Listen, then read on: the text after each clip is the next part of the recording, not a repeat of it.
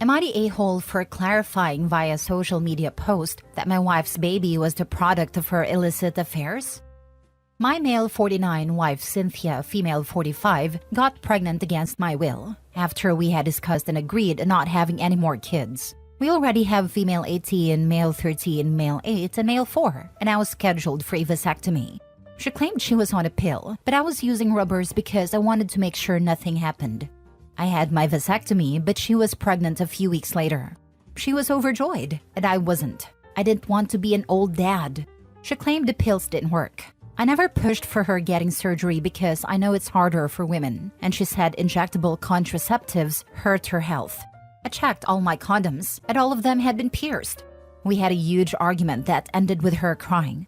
My trust has been destroyed. I assume that nothing she says is true. She also got fired when she was 3 months pregnant. I found it weird that she didn't fight it. Then she said she needed to stay home, which is exactly what I dreaded. She said morning sickness was too bad to go to work. For our entire 18 years of marriage, she has pushed to be a stay-at-home mom. We can't afford it. She gave me the silent treatment for weeks after our second was born when I said she needed to find a job. I never heard the end of it, as she calls it, when I made her leave our baby and sent her to get a job, like I had ripped her away from our kid. I got suspicious thinking that perhaps she had resigned and was lying. I know it's wrong, but I got into her phone.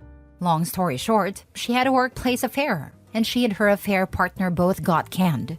She slept with him during her training out of state, and eventually scheduled every assignment out of town to cheat with him. He is in his late 50s, married. She also slept with my cousin's son, Nelson, male 29, and he's a drug addict. I saw and heard messages between them.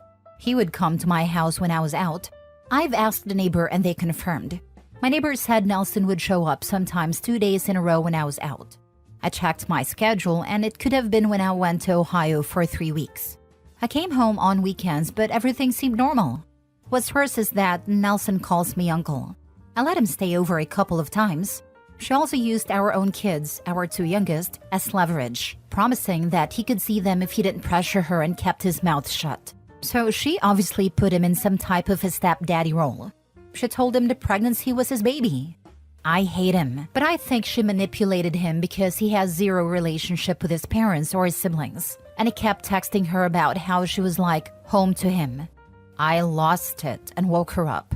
She tried to claim that she was SA'd by both men. Then she said she was pressured into it because they threatened her. I confronted both men. I reached out to her ex-coworker via social media, but he blocked me after a couple of exchanged messages. Nelson did get belligerent, and it could have probably ended in a real fight if I had him in front of me. The paternity test came as negative. I moved out and got a lawyer. I refused to be at the hospital during childbirth. It was stillborn. I was shocked. Even if it wasn't mine, it felt dark and strange. I offered my kids emotional support but didn't allow her to cry on me. I had to get a court order to get DNA test on all our kids. They are mine. A few weeks ago, people on Facebook started asking questions and attempting to call me out for not posting anything about the baby. I think she might have told someone that I wasn't present at childbirth because a couple of people came at me. We are getting a divorce, and I'm very angry that she's still trying to milk it.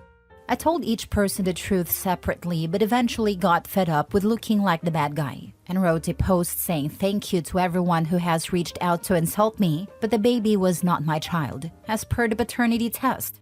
I had to step away from social media because of it. Her family called me, asking to take it down. They didn't know the full story but said this is not how things get solved. I'm not deleting it, despite being called out for ass-shaming. While I worked my butt off for our family, she was texting her best friend and complaining about how I'm not the shadow of my former self, how I look old and let myself go. Her friend had an angry response, but they are not on speaking terms anymore. Cynthia claimed that her friend ghosted her and she doesn't know why.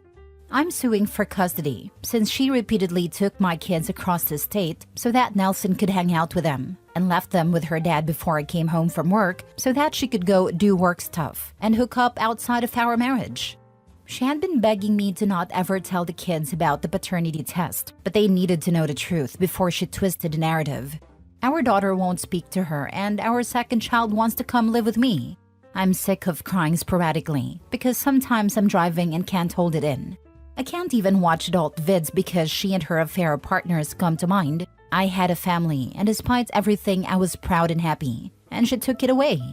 I didn't know she saw me as less. She told her ex-best friend that she loved watching the executives in her job. At least her friend defended me, although we are not close. My lawyer says we should contact her as a character witness. I hate Cynthia, and I told her during her pregnancy when she wanted to initiate sex. She's naturally overweight, and I loved her as such, but I hated the knocked-up by the affair partner version of her. I told her she looked grotesque, like Jabba the Hutt. Her lawyer is pushing for family counseling. I would only agree to civil co-parenting, but nothing oriented at couples reconciliation BS. She calls it a mistake, but to me, she bred via infidelity and created an entire human being. And I will never forget that. Am I the a-hole for refusing to take my post down?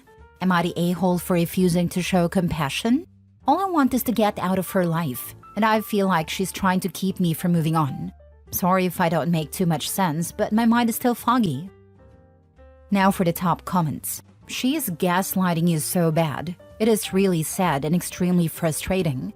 I would be very angry too. OP's social media post was a justifiable response to public scrutiny. Not a-hole. So long as she is spinning a false narrative, you should feel free to defend your own reputation. To anyone demanding you take that down, ask to have her post the truth instead, and you will no longer need to defend yourself. It also seems like there are many affair partners, and you have been holding back damning details you could describe. She betrayed you, and a life and family you both built. And what was with the holes in the rubbers? Was she trying to look like a freak for getting pregnant with you behind your back to disguise the fact one of her affair partners already got her pregnant? Yes, this same thing happened to my partner with his ex-wife. She was already pregnant with her affair partner, was fully aware of that. She was not sleeping with her husband at all. Then suddenly she wanted to try for a baby. They did it at a handful of times and stopped again once she became pregnant so quickly. He didn't find out until the child was 10, and bio dad went for custody. OP's ex probably intentionally poked holes in his condoms after realizing she was pregnant, so that she'd be able to hopefully have him believe the child was his, despite looking like a psycho condom saboteur. I know the type. A woman like this will do insane things just to avoid admitting she did something wrong. In my partner's case, she actually told the affair partner that their child was stillborn, after filling his head with fantasies with the family together, just to avoid him when she decided to stay with her husband, who was unaware and thought the baby was his own. Affair partner found out via social media a few months later that the baby existed. Then she tried to claim she had adopted the baby following her stillbirth. Like, it sounds fake, but after knowing everything my partner's ex did, I entirely believe OP's wife is the same. Women can be psychopaths too, and it's terrifying because they can fly under the radar for decades. Our culture seems hell-bent on blaming everything on dads. Oftentimes, it's the mothers who make it impossible for the dads to stick around, and only recently have courts started paying attention. Before that, moms were pretty much legal saints and got custody, unless they got caught hurting a child or with a needle in their arm. Next story. My wife did not have sex with me for years when I was depressed. Am I the a-hole for considering leaving her now that I am back to normal? My wife, 34 female, and I, 34 male, have been married for 9 years, together for 14, and we have 2 children. Long story short, prior to this year, I was depressed. This period lasted for almost 3 years and was a culmination of various things. My best friend dying, work stress, life in general. During this time period, I did not have sex with my wife even once. My libido had drastically decreased, but whenever I did initiate, my wife said she wasn't in the mood and wasn't feeling attracted to me. That really hurt me and was also probably another of the causes of my depression. However, starting this year, I made a resolution to improve my life outlook whatever necessary, and at least fake it till I make it. I started going out more, going back to the gym again. I was a gym addict before I was depressed and had a more positive outlook in life.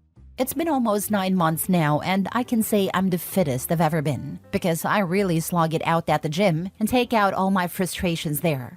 I am also generally much happier and have a very active life. My intimate life has also drastically improved, and we have it frequently. However, that is the only thing that really bothers me. While act itself is great, I don't feel any emotion or love for my wife. I still feel very hurt that my wife rejected me for years and told me many times that she was not attracted to me. Would I be the a-hole for considering leaving her now that I have my life in order? I don't think my wife stuck with me at my lowest, and that has severely impacted my love for her. Your wife stayed with you during the 3 years you were depressed. Maybe you don't see the whole picture, and it was tough for her to manage the household while you needed time. Maybe she was just exhausted by taking care of you. Talk to her before making any decisions. She probably was tired. Living with a depressed person can feel like slogging through wet cement. You should talk to her honestly, explain your side, and see what she says. If it's something you both can't see on, mention a marriage counselor to help. Depression just doesn't go away long term. It stays with you for a long time. You should also think about how your 3 years of depression affected your wife. This did not occur in a vacuum. It had to have been very difficult for her too, which may have affected her libido too. After I came out of a very bad 3-year depression, my husband and I had a very honest talk about the lack of sex, and he admitted that it was hard to feel a desire for sex with me while he was my caretaker. Of course, I felt hurt, but the way he explained it, I understood where he was coming from. And he didn't tell me any of this while I was sick, and he was still as affectionate as ever that whole time. That line between caretaker and partner got really blurry and uncomfortable for him. He didn't love me any less. He didn't make me feel guilty. He never even considered leaving. But chronic illness affects your partner too. Last story. Am I the a-hole? Ex-wife called the cops on me after I saved our son from her mistake. I am divorced and I want to make sure I am not being unreasonable against my ex-wife, but I am feeling pretty worried about my kid's health.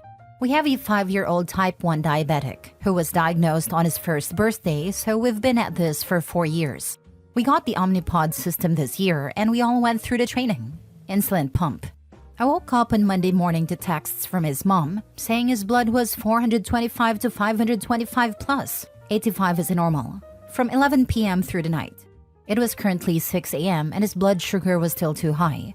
She was saying he may need to go to the hospital. She says, maybe change his pump. Maybe he needs a new one. This means change it in an hour and a half when he gets to my home. My first thought is pump issue as well. I told her, the doctors say to take his pump off, give him insulin from the pen, then put a new pod on when he comes down. This is mandatory basic understanding to use this system for our son. Her reply, the doctor said to do that if the pump doesn't work. What doctor told you that? I explained to her that the doctor recommended this at the last endocrinologist appointment I had with him. Her reply, you can try what you want at your house. If he's not down by noon, you'll need to take him in, or I will. I am frustrated by this response. His blood sugar has been high for 7 hours at this point. By the time she drops him off with me at 7:30 a.m., it will have been 8.5 hours with blood sugar over 400. She has clearly communicated she is at a loss and is questioning hospitalization. Why would she be okay with waiting until noon?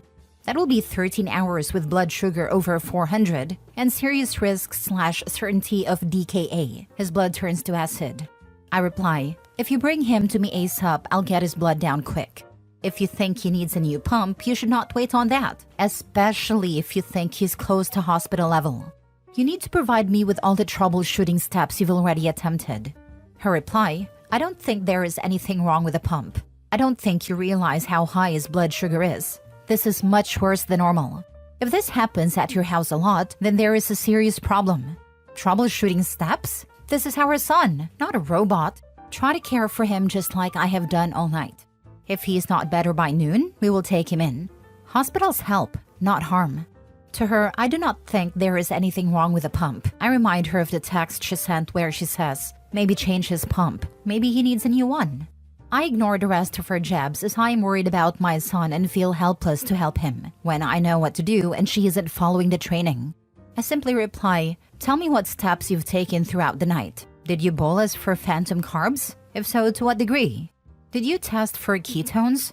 She replies that she did not test for ketones and asks me to do that on my time with him. She explains that she was tricking the pod to give double doses all night. And she tells me that she just removed a pod and immediately gave long-acting insulin. That is not the insulin he needs. He needs short-acting insulin. I ask, what time did you give long-acting insulin? I'll need to know for putting the pod on the next day. What was the dose of insulin from the pen you gave at that time? What was his blood sugar at that time? When did you notice he was first high? The Dexcom Follow app doesn't show me the exact time. What was his diet yesterday? What did he specifically eat before bed? She responds, calm down. If this is too much for you, I'll take the whole day off and take care of him myself if you prefer. I reply, I am the definition of calm. You are not providing the right details. Very long story short, she answers none of my questions. I get him and he was never given a shot from the pen. I check his blood manually, give him the correction dosage from the pen, and call the endo team, and he was perfectly healthy within 2 hours. His mom got seemingly defensive that he was healthy so quick with me, and demands I take him to the hospital even though he is now healthy. His endo says not to, that he is fine and only has trace ketones so no risk of DKA, but to monitor him. His mom called the cops on me. The cops say he is fine. She calls the fire department, they show up and say he is fine. I take him to the emergency room anyways at her request. He spends 3 hours just getting tests and fluids, and they release him showing he was fine all along. So check me. I provided the exact quotes from my phone. Am I being a jerk? Does it seem like I was freaking out? I am very worried about my son for future situations with this woman, who seems to exude pride and ignorance at the expense of my son. The hospital sent us a behavior contract saying that if these outbursts continue, they can dismiss my son as a patient. I just want to check myself and see if I'm a part of the problem, because I might need to go back to court with her and fight for medical decision-making to protect my son in the future. But if I am part of the problem, then I need to check my attitude first. She called the cops on you for what reason exactly? Because it sounds like she didn't take him to the hospital when she should have if there was actually an issue. You need to get CPS involved or go to the judge, because she's either going to kill your son or she's gonna get him in trouble with his doctors because she overreacts to things. It's incredible how she managed to completely underreact to a dire situation and overreact to someone essentially being better than her at something. This woman is a danger to her child. I can see why she's an ex, but I have a feeling this isn't even the reason. As you say, OP, she exudes pride and ignorance at the expense of your son, not a-hole. Not a-hole. Get everything in there in writing, and talk to your lawyer about getting full custody of your child in the longer run. A person over 400 should have been with urgent care or something immediately, not waiting 7 to 13 hours plus, and her general incompetence with a 5-year-old scares me. This is a 5-year-old, and she's going to unalive your child. I've spent the rest of my week getting the records from the hospital, conferring with my lawyer, and I'll have to grab the police reports. Good, because holy crap, she seriously could have unalived him. That's horrifying.